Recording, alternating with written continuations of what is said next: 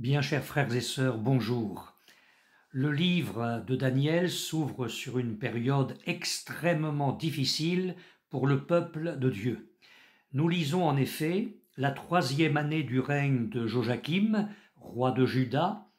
Nebuchadnezzar, roi de Babylone, marcha contre Jérusalem et l'assiégea.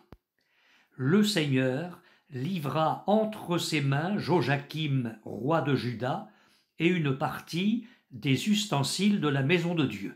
Chapitre 1er, versets 1 et 2 du livre de Daniel. Les jugements de Dieu, annoncés à maintes reprises par les prophètes, s'abattaient sur la maison d'Israël, sur toute cette nation.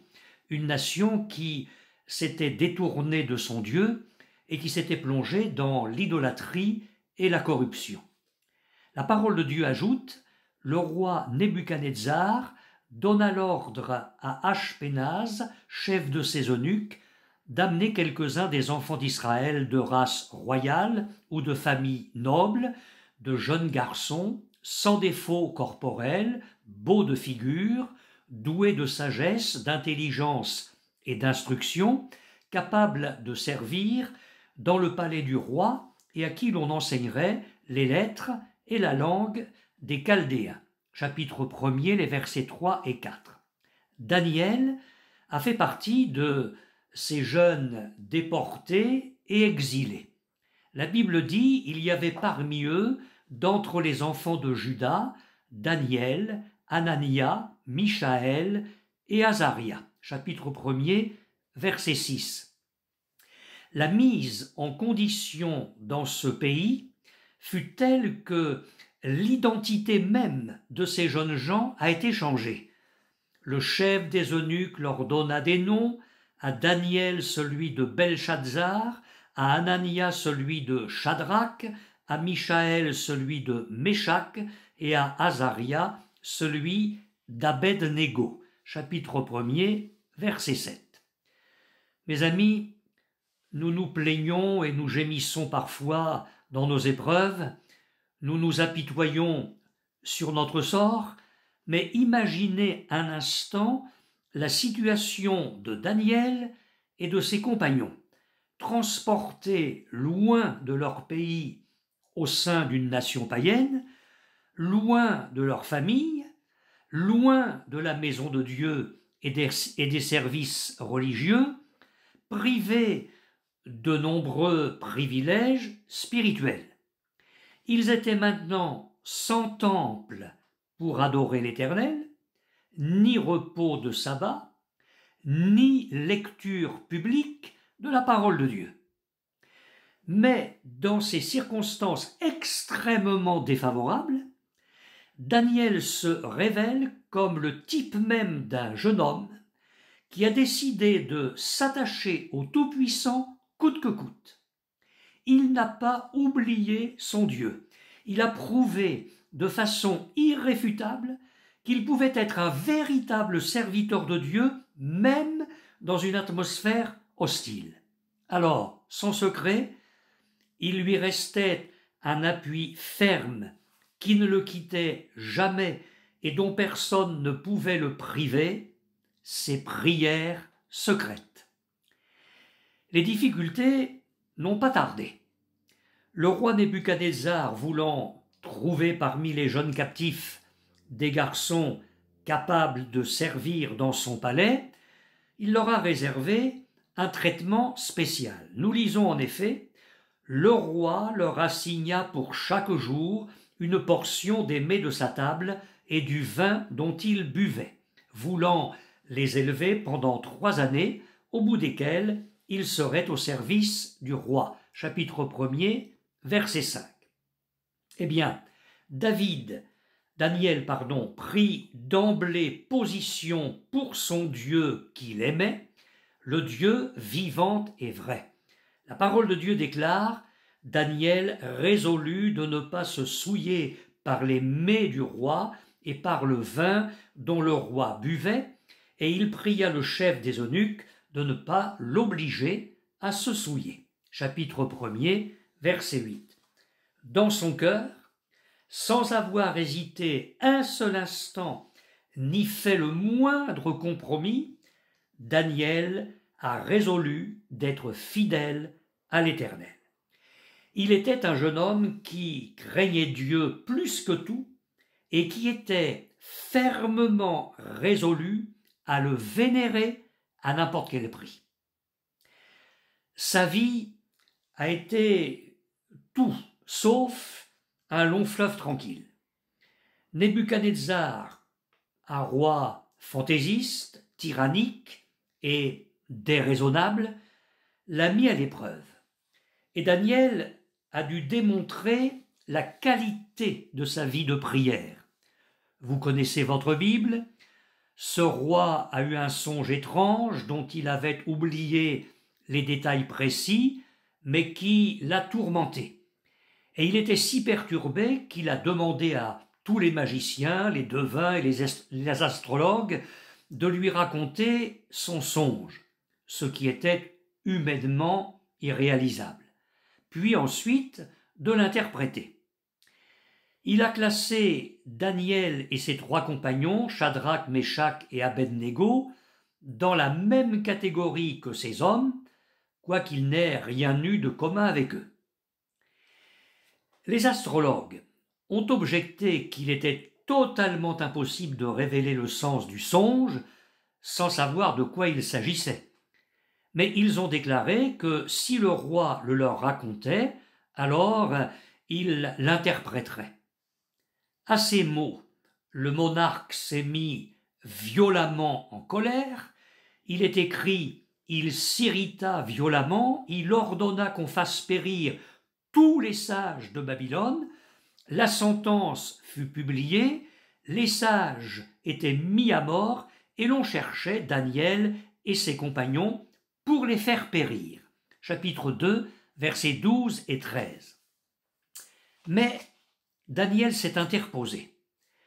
Nous lisons « Alors Daniel s'adressa d'une manière prudente et sensée à Arjoc, chef des gardes du roi, qui était sorti pour mettre à mort les sages de Babylone. Il prit la parole et il dit à Arjoc, commandant du roi, « Pourquoi la sentence du roi est-elle si sévère ?»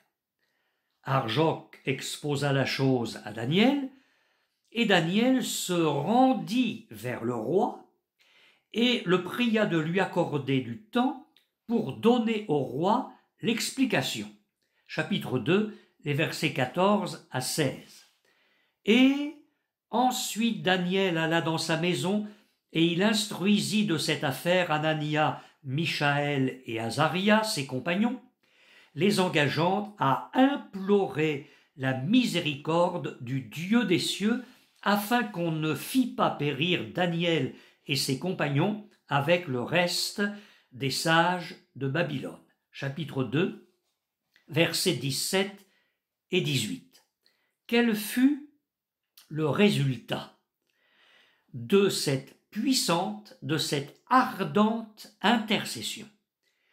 Il nous est rapporté en ces termes: « Alors le secret fut révélé à Daniel dans une vision pendant la nuit, et Daniel bénit le Dieu des cieux. » Chapitre 2, verset 19.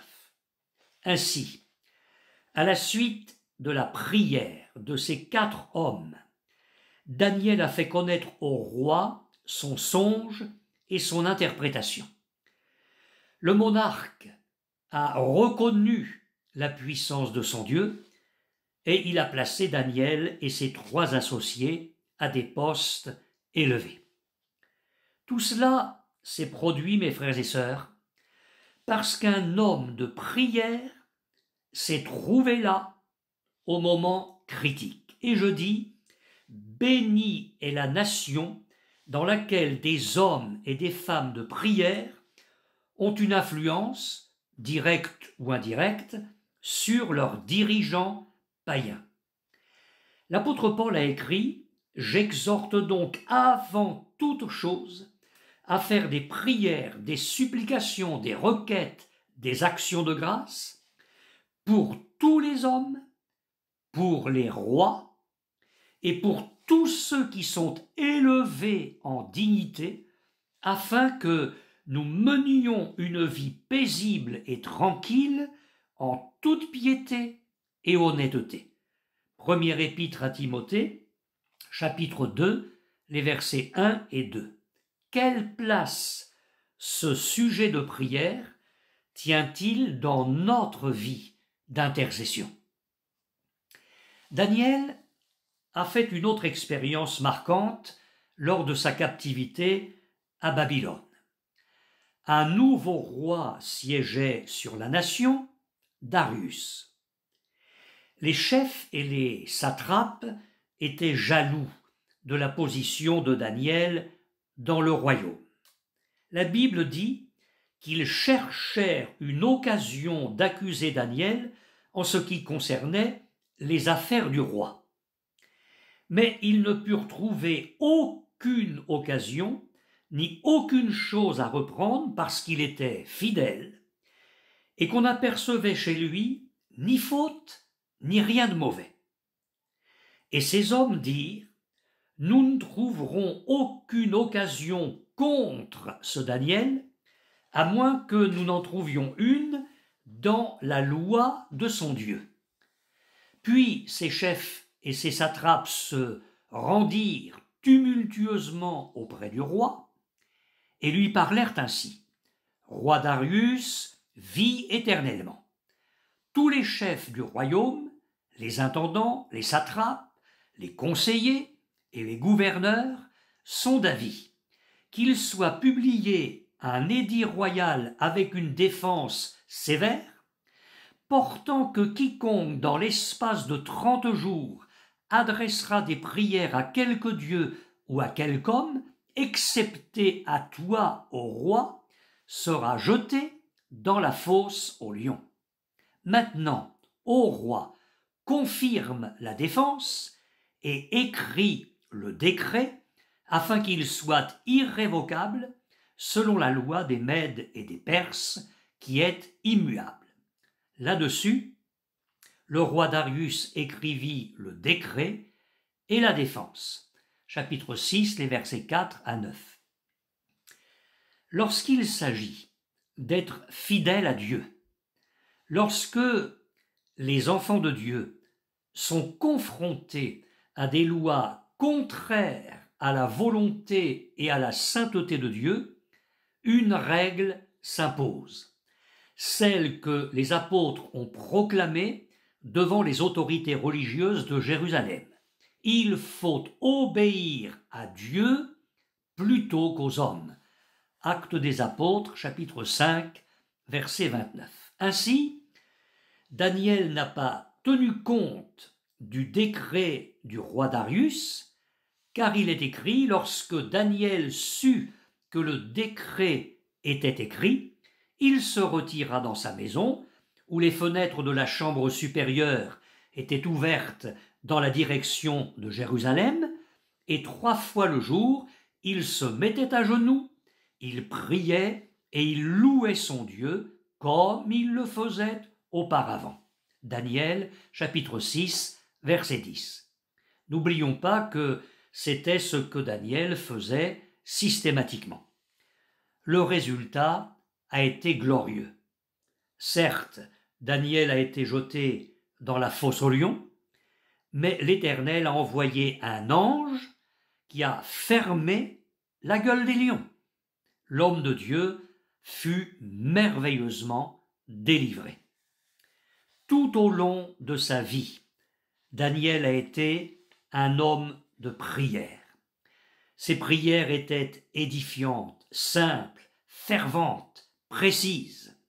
Eh bien, imitons un tel homme dans sa relation avec Dieu.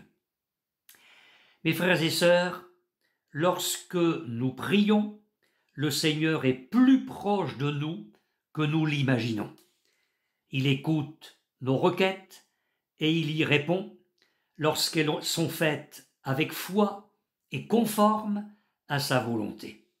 Il est bon que nous poursuivions notre combat spirituel même lorsque Dieu semble ne pas entendre ou ne pas répondre immédiatement. Prier prend du temps et obtenir l'exaucement aussi. Les délais ne sont pas des refus de la part de notre Dieu. Pour prier victorieusement, il ne faut pas seulement être courageux et persévérant, nous devons aussi nous armer de patience. Amen.